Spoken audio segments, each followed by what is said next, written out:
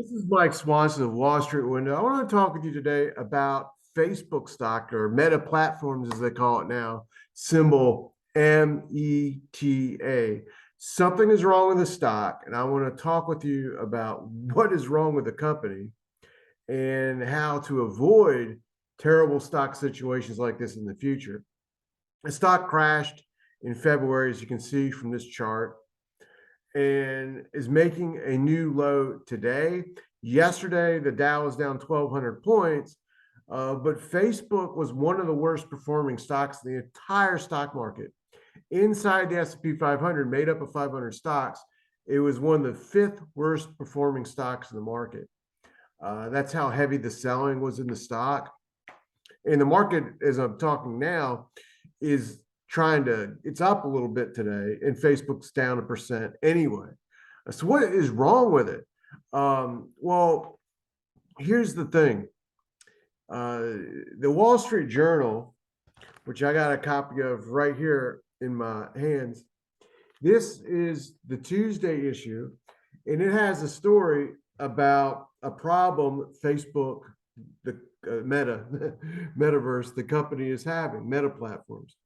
And this is a problem right now. But before I get to the current problem, it's important to back up and understand what led to it. Last year, the growth of users on the Facebook website peaked out. And by the end of the year, it actually showed a very small decline. That's significant because for years, since the Facebook stock was trading, it was a growth story, a growth stock whose revenue was growing every quarter. It was one of the fastest growing companies in terms of total revenue in the entire country, in the entire world. It was seen as a leader of the internet space. And what happened was, or what happens, stock market investors, they like to buy earnings growth and are willing to buy stocks at higher prices as long as the earnings growth continues. They chase earnings growth, so to speak. That's what a growth stock is called. But and they're willing to pay huge PE ratios, price to sale ratios, to do it. But history shows stocks that go up like that, when the earnings growth and revenue growth peaks out or even declines, such stocks often crash and go down in value, at least peak out. And that happened last year. Now, Facebook, as a result, it knew the earnings growth story was coming to an end. So it tried to rebrand itself for stock market investors. It changed its name to Metaverse. And it said, look, we are now about inventing the future, which is going to be these goggles. Everyone's going to wear the goggles, and they're going to put themselves into this virtual world and want to live in it. And we are going to create it. And it's going to take time, but we're going to do it. And that's the future of humanity. And if you want to be a part of that, you need to buy the stock. So they changed the name of the company. They changed the name of the symbol to Meta. And the stock sort of stabilized for a few months. But then when February came, it revealed in an earnings report that hardly anyone is doing this. Hardly anyone's buying the goggles. There's only it's less than 200,000 people in the entire world even doing Metaverse, playing with it, and the stock crashed. But they still said, okay, this is still the future, and they're pumping it, promoting this concept on that first quarter February earnings call, trying to maintain the hype. And they had done a lot of advertising and massive PR campaign to try to program people into believing in the metaverse, wanting the metaverse. And the program really failed to interest people. People just didn't sign up for it. The search volume on Google of people typing in metaverse, it did go up last year, but then it just came back down. It's like a fad that's it's just, it's hard to keep people interested in something that no one's using, no one wants. So the stock got crushed. But what Facebook, Metaverse, Meta platforms did as a result was try to make a new pivot, a new story to explain, okay, we're going to get the earnings growth here. And what they did was they announced that they're going to focus on Instagram and Reels, because you see, in reality, on the internet, the areas of the most growth are online video, places such as TikTok and YouTube. And what they said they were going to do is allow its Instagram users to have TikTok style videos, not longer than a minute. They can, and then in the last earnings report, in the last quarter, they said that on the conference call, look, we're going to change the Facebook news feed so these real videos become more a part of it. And then by the end of the year, we're going to change the algorithm. So we're going to really make it more and more like this. And so that the people using Facebook are going to see content not from their friends or people that they've liked or whatever they've done with, but sources chosen by the algorithms that are using reels, and they're going to cram the reels on people. Well, what this story in the Wall Street Journal revealed is an explosive internal document was leaked from someone from the Meta Platforms company. And the title of this story is Instagram Stumbles in Push to Mimic TikTok. And I'm just going to read a paragraph. Instagram users are spending 7.6 million hours a day watching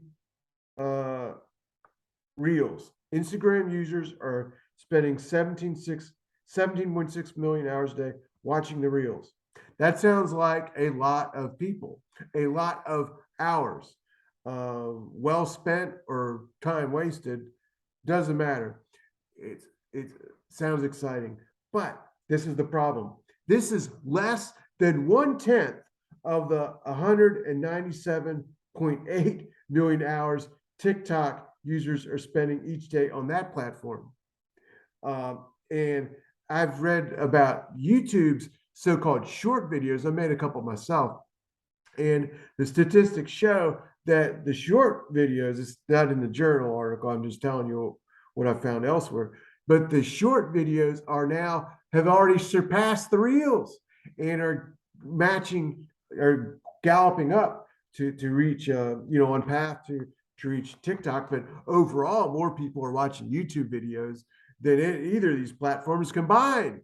So Instagram is a drop in the bucket compared to TikTok, and even it's like a little speck compared to TikTok and YouTube combined. The reels have failed to catch on, but the internal document it shows that it's actually simply not catching on, but it's been a complete debacle.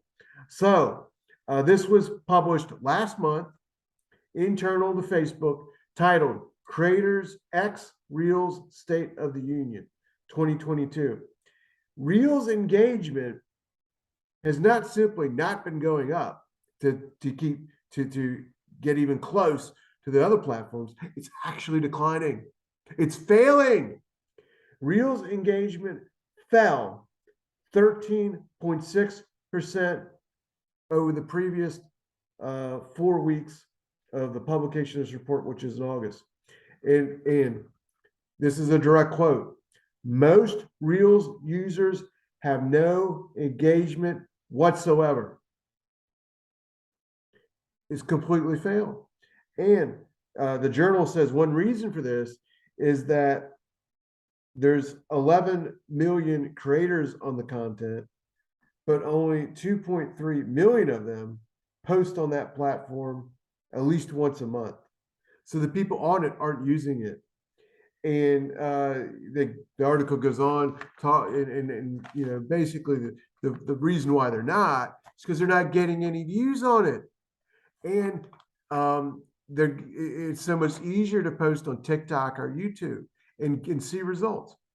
And one reason for this is that the Facebook algorithm, if you put a video on YouTube or Instagram or TikTok, Rumble, and then put it on Facebook or Instagram, they degrade it in the feed. They punish you. They want to show videos that are unique to those platforms to try to steal people away. But the opposite is happening. People are refusing to abandon the other platforms to go to Reels because they don't want to be a part of this Instagram, Facebook mess, which is what they've created. So that's why the company itself is sort of a disarray. The growth story ended, the pivots keep failing, and I don't know, I'm sure they'll try something else, but they're being outcompeted, and it's why the stock is a disaster. But I want to show you something else on this chart that can help you avoid situations like this with other companies, other stocks going forward. So on the bottom of this chart is a ratio indicator. It's META, that's the ticker symbol, divided by SPX, that's S&P 500.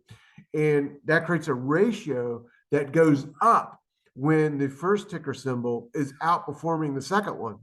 And it goes down when the latter is happening. In other words, what this is showing us is that on this chart, from early 2021 to September of 2021, shares of Meta were outperforming the S&P 500. And then they dramatically began to underperform starting in October of 2021. And that's was a huge warning sign. You see, when stocks lag the S&P 500, they become dangerous to own. It's a big warning sign that something is wrong with the stock. Even if the stock doesn't crash, like this happened in February, when the stock market has a pullback, stocks that lag when the market's rallying tend to then decline even worse than the stock market when the stock market goes down. So they become millstones in a portfolio.